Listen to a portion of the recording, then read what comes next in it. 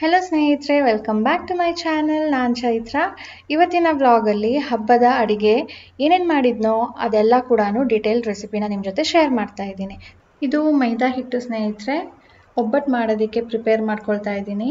ಇದು ಎಲ್ಲ ಕೆಲಸ ಶುರು ಮಾಡೋ ಮುಂಚೆ ಇದನ್ನು ಮಾಡಿ ಇಡಬೇಕು. ಇದು ಸುಮಾರು ಒಂದು 400 or 450 ಗ್ರಾಮ್ಸ್ ಅಷ್ಟು ಮೈದಾ ಹಿಟ್ಟು ತೊಗೊಂಡಿದ್ದೀನಿ. ಒಂದು ಚಿಟಿಕೆ ಉಪ್ಪು ಹಾಕಿದೆ, ಕಲರ್ಗೋಸ್ಕರ ಅರಿಶಿಣದ ಪುಡಿ ಹಾಕಿದ್ದೀನಿ. ಇದು ನೀರು ಹಾಕಿ ನಾವು ಚಪಾತಿ ಹಿಟ್ಟು ಕಲಿಸ್ತೀವಲ್ವ, ಅದಕ್ಕಿಂತ ತೆಳ್ಳ ಇರಬೇಕು, ಆ ಥರ ಕಲಿಸ್ಕೊಳ್ಬೇಕು. ಅದು ಎಷ್ಟು ನೀರು ಹೀರ್ಕೊಳ್ಳುತ್ತೋ ಹಸಿಟ್ಟು ಅಷ್ಟು ಸಾಫ್ಟಾಗಿ ಇರುತ್ತಂತೆ, ಕೈಗೆಲ್ಲ ಅಂಟ್ಕೊಳ್ಳುತ್ತೆ. ಆದರೂ ಕೂಡ ನಾವು ಒಂದು 5-10 ನಿಮಿಷ ಹಾಗೆಯೇ ನಾದಬೇಕು. ಆವಾಗ ಅದು ಗ್ಲೂಟನ್ ರಿಲೀಸ್ ಆಗಿಬಿಟ್ಟು ಅದು ಗಟ್ಟಿ ಆಗುತ್ತೆ. ಕೊನೆಯಲ್ಲಿ ಒಂದು 5 ನಿಮಿಷ ಎಣ್ಣೆ ಹಾಕಿ ನಮ್ಮ ಕೈಗೆ ಅಂಟದೇ ಇರೋ ರೀತಿಯಲ್ಲಿ ಎಣ್ಣೆ ಹಾಕ್ಕೊಂಡು ನಾದಬೇಕು. ಆಗ ಮಾತ್ರನೇ ಅದು ಸಾಫ್ಟಾಗಿ ಸ್ಟ್ರೆಚಿಯಾಗಿ ಬರೋದು. ಇದು ನಿಯರ್ಲಿ 2-3 ಅವರ್ ಮುಂಚೆ ಆದರೂ ಮಾಡಿಡಬೇಕು. ಈಗ ಒಬ್ಬಟ್ಟು ಮಾಡೋದಕ್ಕೆ ನೀರಿಟ್ಟಿದ್ದೀನಿ, ಅದಕ್ಕೆ ಬೇಳೆ ಹಾಕ್ತಾ ಇದ್ದೀನಿ.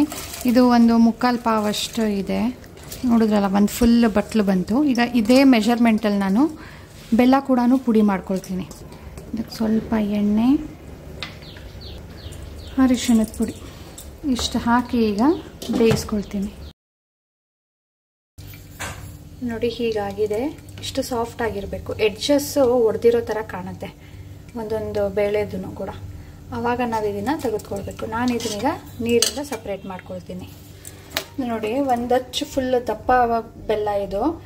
ಅಂದರೆ ಬೇಳೆ ಇದಕ್ಕಿಂತ ಸ್ವಲ್ಪ ಜಾಸ್ತಿ ಇತ್ತು. ಇದು ಬೆಲ್ಲ ಸ್ವಲ್ಪ ಕಡಿಮೆ ಇದೆ. ಇಷ್ಟನ್ನು ನಾನು ಕರಗೋದಕ್ಕೆ ಹಾಕ್ಕೊಳ್ತೀನಿ. ಬಟಾಣಿ ಮಸಾಲೆ ಗೊಜ್ಜು ಮಾಡ್ತಾ ಇದ್ದೀನಿ. ಅದಕ್ಕೆ ಹಸಿ ಮಸಾಲೆ ತೆಗೆದುಕೊಳ್ತಾ ಇದ್ದೀನಿ. 1 ಇಂಚಷ್ಟು ಶುಂಠಿ, ಬೆಳ್ಳುಳ್ಳಿ ಒಂದು 15-20, ಚಕ್ಕೆ 1 ಇಂಚಷ್ಟು, ಸ್ವಲ್ಪ ಸೋಂಪು, ಇದು ಆಪ್ಷನಲ್ಲು, ಅರಿಶಿಣದ ಪುಡಿ, ಮೆಣಸು ಒಂದು 10 ಕಾಳು, ಲವಂಗ ಒಂದು 4, 1 ಅಥವಾ 1.5 ಸ್ಪೂನಷ್ಟು ಧನಿಯಾ, ಕಾಯಿ ತುರಿ. ನಿಮಗೆ ಎಷ್ಟು ಗೊಜ್ಜು ಜಾಸ್ತಿ ಬೇಕೋ ಅಷ್ಟು ಜಾಸ್ತಿ ಹಾಕ್ಕೊಳ್ಬೋದು. ನಾನು ಒಂದು ಚೂರು ಹಾಕ್ಕೊಳ್ತಾ ಇದ್ದೀನಿ ಅಷ್ಟೇ. ಹಸಿ ಮೆಣಸಿನ್ಕಾಯ್ದು ಗೊಜ್ಜು ಮಾಡ್ತಾ ಇರೋದ್ರಿಂದ ಖಾರಕ್ಕೆ ಎಷ್ಟು ಬೇಕೋ ಅಷ್ಟು ಹಸಿ ಮೆಣಸಿನ್ಕಾಯಿ ಹಾಕ್ಕೊಳ್ಬೇಕು. ಇಷ್ಟನ್ನೀಗ ರುಬ್ಕೊಳ್ಬೇಕು ನೀರು ಹಾಕಿ ಚೆನ್ನಾಗಿ ನುಣ್ಣಗೆ. ಕಸ ನೋಡಿ ಎಷ್ಟು ಬಂದಿದೆ ಬೆಲ್ಲದಲ್ಲಿ ಅಂದ್ಬಿಟ್ಟು. ಈಗ ಇದು ಸ್ವಲ್ಪ ಗಟ್ಟಿ ಆಗೋ ತನಕ ಕುದಿಸ್ಕೊಳ್ತೀನಿ. ಕಾಯಿ ತುರಿ ನೋಡಿ, ಅರ್ಧ ಕಪ್ ಅಂದರೆ 1 ಕಪ್ಪಷ್ಟು ಬೇಳೆ ಇತ್ತು, 3/4 ಕಪ್ಪು ಬೆಲ್ಲ ತೊಗೊಂಡಿದ್ದೀನಿ. ಅರ್ಧ ಕಪ್ಪಷ್ಟು ಕಾಯಿ ತುರಿನ ನಾನು ರುಬ್ಕೊಳ್ತಾ ಇದ್ದೀನಿ. ಮುಂಚೆನೆ ರುಬ್ಕೊಂಡು ಆಮೇಲೆ ಒಬ್ಬಟ್ಟಿಗೆ ಸೇರಿಸ್ತೀನಿ. ಇದೇ ಟೈಮಲ್ಲಿ ಬೇಳೆ ಕೂಡ ಸೇರಿಸ್ತಾ ಇದ್ದೀನಿ. ಇದನ್ನೀಗ ಮಿಕ್ಸ್ ಮಾಡಿಬಿಟ್ಟು ಒಂಚೂರು ಗಟ್ಟಿ ಆಗಬೇಕು. ಇದು ತೆಳ್ಳ ಆಗಿರುತ್ತೆ. ಈಗ ಸ್ವಲ್ಪ ಕುದಿಸ್ಕೊಳ್ಬೇಕು ತಳ ಹಿಡಿದೇ ಇರೋ ರೀತಿಯಲ್ಲಿ. ಒಂದು ಕಡೆ ಸಾರಿಗೆ ಮಸಾಲೆ ಮಾಡ್ಕೊಳ್ತಾ ಇದ್ದೀನಿ. ಇದು ಇನ್ನು ಸ್ವಲ್ಪ ಸಣ್ಣ ಉರಿ ಮಾಡಿಬಿಟ್ಟು ಅದ್ರ ಜೊತೆಗೇ ಬೇರೆ ಕೆಲಸ. ಸೊ ಇದು ಈರುಳ್ಳಿ ಒಂದು ಈ ಸೈಜ್ದು ಅಂದ್ಕೊಳ್ಳಿ. ಅದಕ್ಕೆ ಒಂಚೂರು ಬೆಳ್ಳುಳ್ಳಿ, ಈಗ ಕೊಬ್ಬರಿ ಹಾಕ್ಕೊಳ್ತೀನಿ.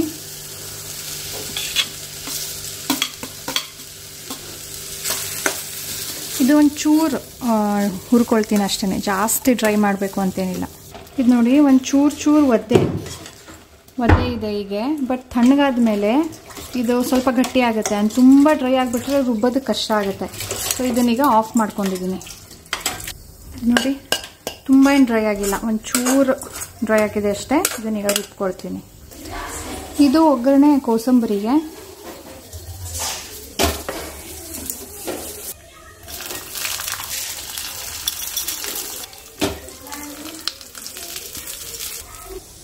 ಈಗ ಗೊಜ್ಜು ಮಾಡೋದಕ್ಕೆ ಇಟ್ಟಿದ್ದೀನಿ. ಎಣ್ಣೆ, ಈರುಳ್ಳಿ ರುಬ್ಬಕ್ಕೆ ಹಾಕಬೇಕಿತ್ತು, ಮರ್ತೋಯ್ತು. ಇನ್ನು ಅರ್ಧ ಇದೆ, ಸೊ ಅರ್ಧಕ್ಕೆ ಹಾಕ್ಬಿಟ್ಟು ರುಬ್ಕೊಳ್ತೀನಿ. ಏಲಕ್ಕಿ. ಇನ್ನು ಒಂದು ಕಡೆ ಸಾರಾಗೋದಕ್ಕೆ ಇಡ್ತೀನಿ. ಇಲ್ಲಿ ಈರುಳ್ಳಿ ಫ್ರೈ ಆಯಿತು ನೋಡಿ. ಇದಕ್ಕೀಗ ಬದನೆಕಾಯಿ, ಆಲೂಗೆಡ್ಡೆ ಸ್ವಲ್ಪ ಎಣ್ಣೆಯಲ್ಲೇ ಫ್ರೈ ಮಾಡ್ತೀನಿ.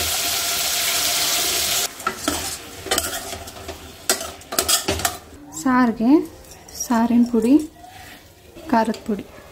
ನಾನು ಸಾಂಬಾರು ಪುಡಿ ಯಾಕೆ ಎರಡಕ್ಕೂ ಮಿಕ್ಸ್ ಮಾಡಿ ಇಟ್ಟಿಲ್ಲ, ಚಿಲ್ಲಿ ಪೌಡರು. ಅದು ಸಪ್ರೇಟ್ ಮಾಡಿರೋದ್ರಿಂದ ಸಪ್ರೇಟ್ ಹಾಕ್ತಾಯಿದ್ದೀನಿ. ಹೂರಣ ರುಬ್ಬಿದ ಜಾರಲ್ಲೇ ರುಬ್ಕೊಳ್ತಾ ಇದ್ದೀನಿ. ಅದಕ್ಕೆ ಹೂರಣ ಕೂಡ ಹಾಕ್ತಾರಲ್ವ ಸ್ವಲ್ಪ, ಅದ್ರ ಜೊತೆ ಸ್ವಲ್ಪ ಜೀರಿಗೆ ಹಾಕ್ತಾಯಿದ್ದೀನಿ. ಒಂದು ಅರ್ಧ-ಮುಕ್ಕಾಲು ಸ್ಪೂನು ಸ್ವಲ್ಪ ಈರುಳ್ಳಿ ಹಾಕ್ತಿದ್ದೀನಿ ಬೇಯೋದಕ್ಕೆ. ಹಾಗೆ ಕರಿಬೇವು. ಗೊಜ್ಜಿಗೆ ಟೊಮ್ಯಾಟೋನು ಸೇರಿಸ್ಕೊಂಡಿದ್ದೀನಿ. ಸಾರಿಗೆ ಒಂದು ಟೊಮೆಟೊ ಕೂಡ ಸೇರಿಸಿ ರುಬ್ಕೊಳ್ತೀನಿ.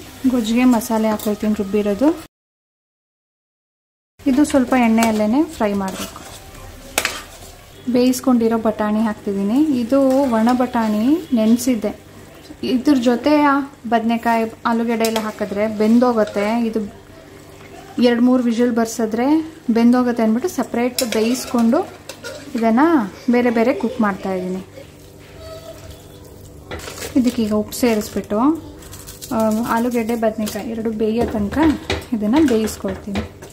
ಕೊತ್ತಂಬರಿ ಹಾಕಿಲ್ಲ, ಕೊನೆಯಲ್ಲಿ ಆಫ್ ಮಾಡೋ ಟೈಮಲ್ಲಿ ಹಾಕ್ತೀನಿ. ಈಗ ಸಾರೊಂದು ನೋಡೋಣ. ಹುಳಿ ಕಿವುಚ್ಕೊಂಡಿರೋದು ಸೇರಿಸ್ತಾ ಇದ್ದೀನಿ. ಇದು ಒಂದು ಸಣ್ಣ ನಿಂಬೆಹಣ್ಣು ಗಾತ್ರದಷ್ಟು ತೊಗೊಂಡಿದ್ದೀನಿ ಅಷ್ಟೇ. ಟೊಮ್ಯಾಟೊನೂ ಹಾಕಿದ್ದೀನಲ್ಲ. ಟೊಮೆಟೊ ಹಾಕಿ ರುಬ್ಕೊಂಡಿರೋ ಕಾಯಿ, ಈರುಳ್ಳಿ, ಸ್ವಲ್ಪ ಬೆಳ್ಳುಳ್ಳಿ ಮತ್ತು ಜೀರಿಗೆ. ಇದಕ್ಕೂ ಈಗಲೇ ಉಪ್ಪು ಹಾಕ್ತಿದ್ದೀನಿ. ಇದು ಗೋಧಿ ಹಿಟ್ಟು. ಪೂರಿ ಮಾಡೋಣ ಅಂತ ಹೇಳ್ಬಿಟ್ಟು ಸಾನು ತುಂಬ ನೆನೆಸ್ಕೊಳ್ತಾ ಇದ್ವಿ. ಎಷ್ಟು ದಿನ ಆಯಿತು ಮಮ್ಮ ಮಾಡೇ ಇಲ್ಲ ಅಂತ. ಸೊ ಹಬ್ಬದ ಸ್ಪೆಷಲ್ಲು ಪೂರಿ ಮಾಡ್ತಾ ಇದ್ದೀನಿ. ಇದಕ್ಕೇನಿಲ್ಲ, ಒಂದು ಚುಟ್ಕೆ ಉಪ್ಪು ಹಾಕ್ಕೊಂಡಿದ್ದೀನಿ. ಚಪಾತಿ ಹಿಟ್ಟಿನ ಅದಕ್ಕೆ ಕಲಿಸ್ಕೊಳ್ತೀನಿ. ಕೋಸಂಬರಿಗೆ ಸೌತೆಕಾಯಿ ಮತ್ತು ಕ್ಯಾರೆಟ್ ರೆಡಿ ಇದೆ. ಕೊತ್ತಂಬರಿ, ಸ್ವಲ್ಪ ಕಾಯಿ ತುರಿ, ಒಗ್ಗರಣೆ. ನಾನು ಹೆಸರು ಬೇಳೆ ಹಾಕ್ತಾ ಇಲ್ಲ ಇದಕ್ಕೆ. ಉಪ್ಪು ಕೂಡ ಆಮೇಲೆ ಹಾಕ್ತೀನಿ. ಇವತ್ತು ಬೇಬಿ ಕಾರ್ನ್ ಪಕೋಡ ಮಾಡ್ತಾ ಇದ್ದೀನಿ. ಬೇಬಿ ಕಾರ್ನ್ ಮಂಚೂರಿ ಥರನೇ ಇದನ್ನು ಫ್ರೈ ಮಾಡ್ಕೊಳ್ಳೋದು. ಆದರೆ ಮಂಚೂರಿಗೆ ಏನು ಸಾಸಸ್ ಹಾಕ್ತೀವೋ ಅದನ್ನು ಹಾಕೋದಿಲ್ಲ. ಹಾಕಿದ್ರೆ ಸಾಫ್ಟ್ ಆಗಿಬಿಡುತ್ತೆ. ಕ್ರಿಸ್ಪಿನೇ ಚೆನ್ನಾಗಿರುತ್ತೆ, ಒಂಥರ ಪಕೋಡ ಥರ. ಸಾರಾಯಿತು ಸ್ನೇಹಿತರೆ, ಒಗ್ಗರಣೆ ಕೊಡ್ತಾ ಇದ್ದೀನಿ.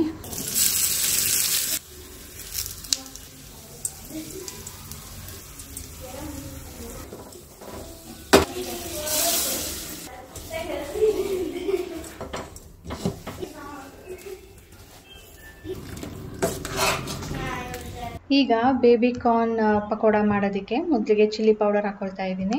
ಇದು ಮೈದಾ ಹಿಟ್ಟು. ಅದಕ್ಕೆ ಎಷ್ಟು ರಿಕ್ವೈರ್ಮೆಂಟ್ ಇದೆಯೋ ಅಷ್ಟು. ಈಗ ಒಂದು 5 ಸ್ಪೂನು ಮೈದಾ ಹಿಟ್ಟು ಹಾಕ್ಕೊಳ್ತೀವಿ ಅಂದರೆ 5 ಸ್ಪೂನಷ್ಟು ಕಾರ್ನ್ಫ್ಲೋರ್ ಕೂಡ ಹಾಕ್ಕೊಳ್ಬೇಕು. ಎರಡೂ ಸಮವಾಗಿ. ಇದು ಜಿಡ್ಡು ಕೊಡುತ್ತೆ. ಆ್ಯಂಡ್ ಕಾರ್ನ್ಫ್ಲೋರು ಅದು ಕ್ರಿಸ್ಪ್ ಆಗೋದಕ್ಕೆ ಹೆಲ್ಪ್ ಮಾಡುತ್ತೆ. ನೀವು ನೀರು ಹಾಕೋದಕ್ಕೆ ಇಷ್ಟ ಇಲ್ಲ ಅನ್ನೋ ಹಾಗಿದ್ರೆ ಸ್ವಲ್ಪ ಎಲ್ಲೋ ಮೆತ್ಕೊಂಡಿರುತ್ತೆ, ಅದನ್ನು ಡೈರೆಕ್ಟ್ ಹಾಗೇ ಫ್ರೈ ಮಾಡ್ಬೋದು. ನಾನು ಸ್ವಲ್ಪ ನೀರು ಹಾಕಿ ಜಾಸ್ತಿ ಕೋಟ್ ಆಗೋ ಥರ ಹಸಿಟ್ಟು ಕಲಿಸ್ಕೊಳ್ತಾ ಇದ್ದೀನಿ. ಈಗ ಒಬ್ಬಟ್ಟು ಮಾಡೋ ಟೈಮು. ಹಸಿಟ್ಟನ್ನು ನಾನು ನಮಗೆ ಎಷ್ಟು ದೊಡ್ಡದು ಬೇಕೋ ನೀವು ಡಿಸೈಡ್ ಮಾಡಿ ತೊಗೊಳ್ಬೋದು. ಆ ಹಸಿಟ್ಟು ಏನು ತೊಗೊಂಡಿರ್ತೀರೋ ಅದಕ್ಕಿಂತ ಚೂರು ಜಾಸ್ತಿ ಅಥವಾ ಸೇಮ್ ಕ್ವಾಂಟಿಟಿಯಲ್ಲಿ ಹೂರಣ ಕೂಡ ತೊಗೊಳ್ಬೇಕು. ನೋಡಿ, ಆಲ್ಮೋಸ್ಟ್ ಸೇಮ್ ಇದೆ. ಹಸಿಟ್ಟು ಚೆನ್ನಾಗಿ ನೆಂದಿದೆ, ತುಂಬ ಚೆನ್ನಾಗಿ ಸ್ಟ್ರೆಚ್ ಆಗ್ತಾ ಇದೆ ಈಸಿಯಾಗಿ. ಇದನ್ನು ಸ್ವಲ್ಪ ಅಗಲ ಮಾಡಿಕೊಂಡು ಒಳಗಡೆ ತುಂಬಿ ಎಕ್ಸ್ಟ್ರಾ ಬೇಕಿದ್ರೆ ನೀವು ಮೇಲ್ಗಡೆಯಿಂದ ತೆಗೆದುಬಿಡ್ಬೋದು ಹಸಿಟ್ಟನ್ನು. ಇಲ್ಲಾಂದರೆ ಅಲ್ಲಿಗೆ ಸೆಟ್ಲ್ ಮಾಡಿಬಿಟ್ಟು ಒಂದು ಸಾರಿ ಕೈಯಲ್ಲಿ ರೌಂಡ್ ಮಾಡಬೇಕು. ಅಂದರೆ ಹಸಿಟ್ಟು ಮತ್ತು ಹೂರಣ ಎರಡೂ ಎಲ್ಲ ಕಡೆಯೂ ಸ್ಪ್ರೆಡ್ ಆಗೋ ರೀತಿಯಲ್ಲಿ ಈಕ್ವಲಿ. ಇಲ್ಲಾಂದರೆ ಒಂದು ಕಡೆ ಹಸಿಟ್ಟು ಒಂದು ಕಡೆ ಹೂರಣ ಆ ಥರ ಆಗಿಬಿಡುತ್ತೆ. ನಾನು ಎಣ್ಣೆ ಹಚ್ಕೊಂಡು ಇದನ್ನು ಪ್ಲಾಸ್ಟಿಕ್ ಪೇಪರ್ ಮೇಲೆ ಸ್ಪ್ರೆಡ್ ಮಾಡ್ತಾ ಇದ್ದೀನಿ. ಸ್ವಲ್ಪ ತಟ್ಬಿಟ್ಟು ಅದನ್ನು ಸ್ಪ್ರೆಡ್ ಮಾಡೋದು. ಅದರ ಬದಲು ನೀವು ಹಸಿಟ್ಟು ಹಾಕ್ಕೊಂಡು ಲಟ್ಟಿಸ್ತೀನಿ ಚಪಾತಿ ಥರ ಅಂದರೂ ಕೂಡ ಹಾಗೂ ಕೂಡ ಮಾಡ್ಬೋದು. ನೋಡಿದ್ರಿ, ಸ್ವಲ್ಪನೂ ಹಸಿಟ್ಟು ಬೇರೆ ಹೂರಣ ಬೇರೆ ಆಗಿಲ್ಲ, ಎಲ್ಲನೂ ಈಕ್ವಲ್ ಆಗಿ ಸ್ಪ್ರೆಡ್ ಆಗಿದೆ. ಆ್ಯಂಡ್ ಎಷ್ಟು ಚೆನ್ನಾಗಿ ಸಾಫ್ಟಾಗಿ ಬಂದಿದೆ ಅಂದರೆ ಅದು ಉಬ್ತಾ ಇತ್ತು, ಅಂದರೆ ಹಸಿಟ್ಟು ತುಂಬ ಚೆನ್ನಾಗಿ ನೆಂದಿತ್ತು. ನೆಕ್ಸ್ಟ್ ಜೊತೆಗೇ ಪಕೋಡ ಕೂಡ ಫ್ರೈ ಮಾಡ್ಕೊಳ್ತಾ ಇದ್ದೀನಿ. ಪಕೋಡ ಆದಮೇಲೆ ಪೂರಿನ ಕೂಡ ಫ್ರೈ ಮಾಡ್ಕೊಳ್ತೀನಿ, ಪೂರಿ ಮತ್ತು ಹಪ್ಪಳ. ಸೊ ಈ ಪಕೋಡಾಗೆ ನಾನು ಚಿಲ್ಲಿ ಪೌಡರ್, ಸಾಲ್ಟ್, ಮೈದಾ, ಕಾರ್ನ್ಫ್ಲೋರ್ ಇಷ್ಟೇ ಹಾಕಿರೋದು, ಸೋಡಾ ಏನೂ ಹಾಕಿಲ್ಲ. ಹಬ್ಬಕ್ಕೆ ಏನೆಲ್ಲ ಅಡುಗೆ ಮಾಡಿದ್ನೋ ಅದನ್ನು ಶಾರ್ಟ್ ಆ್ಯಂಡ್ ಸ್ವೀಟ್ ಆಗಿ ನಿಮ್ಮ ಜೊತೆ ಶೇರ್ ಮಾಡಿದ್ದೀನಿ. ಹೋಪ್ ನಿಮ್ಮೆಲ್ಲರಿಗೂ ಇಷ್ಟ ಆಗಿದೆ ಅಂತ. ಪ್ಲೀಸ್ ಲೈಕ್ ಬಟನ್ನ ಕ್ಲಿಕ್ ಮಾಡಿ ಸ್ನೇಹಿತರೆ, ಮೋಟಿವೇಟ್ ಮಾಡುತ್ತೆ. ಹಾಗೆ ಶೇರ್ ಮಾಡಿ. ಆ್ಯಂಡ್ ವಿತೌಟ್ ಸಬ್ಸ್ಕ್ರೈಬಿಂಗ್ ನೋಡ್ತಾ ಇದ್ರೆ ಪ್ಲೀಸ್ ಸಬ್ಸ್ಕ್ರೈಬ್ ಮಾಡ್ಕೊಳ್ಳಿ. ಸಿಗೋಣ ನನ್ನ ನೆಕ್ಸ್ಟ್ ವ್ಲಾಗ್ನೊಂದಿಗೆ. ಬಾಯ್ ಬಾಯ್ ಸ್ನೇಹಿತರೆ.